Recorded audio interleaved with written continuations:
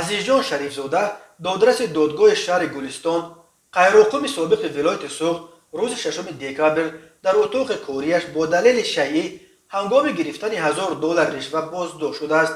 агентии мубориза бо коррупсия то ҳол хабари боздошти ин додрасро расман шарҳ надодааст, вале радиои озодӣ аз қабли манобеаш хабар дод ки судяи дастгиршударо аллакай ба ҳабси пешакӣ гирифта ба душанбе интиқол доданд.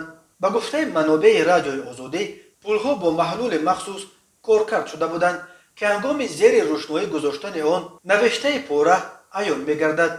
бозрасон аз ангуштони азизҷон шарифзода ин маҳлулро пайдо карданд. пайвандони азизҷон шарифзода нахостанд ки дар ин бора суҳбат кунанд, вале манбаи дигари огоҳ аз қазия гуфтааст ки масъала ба тақсими замин рабт дорад. як зан мудири боғчаи кӯдакон барои бунёди хона замин гирифта 2 сол чизе насохтааст. раиси шаҳр қарорро бекор мекунад. зан аз додрас кӯмак мехоҳад. шарифзода дар иваз $2500 пурсидааст.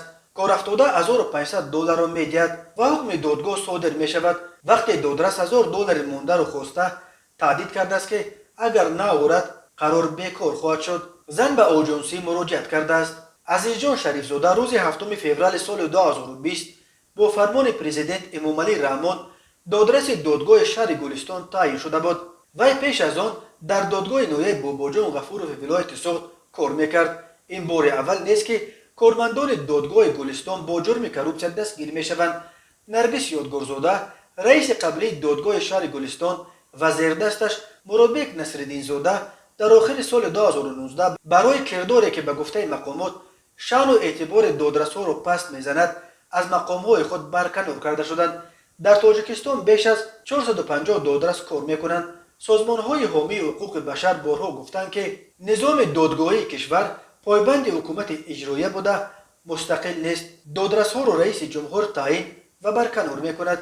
ба иттилои дафтари матбуоти президент дар 10 соли гузашта дар тоҷикистон беш аз 20 додрас бо гуноҳи ришвагирӣ боздошт ва зиндонӣ шуданд.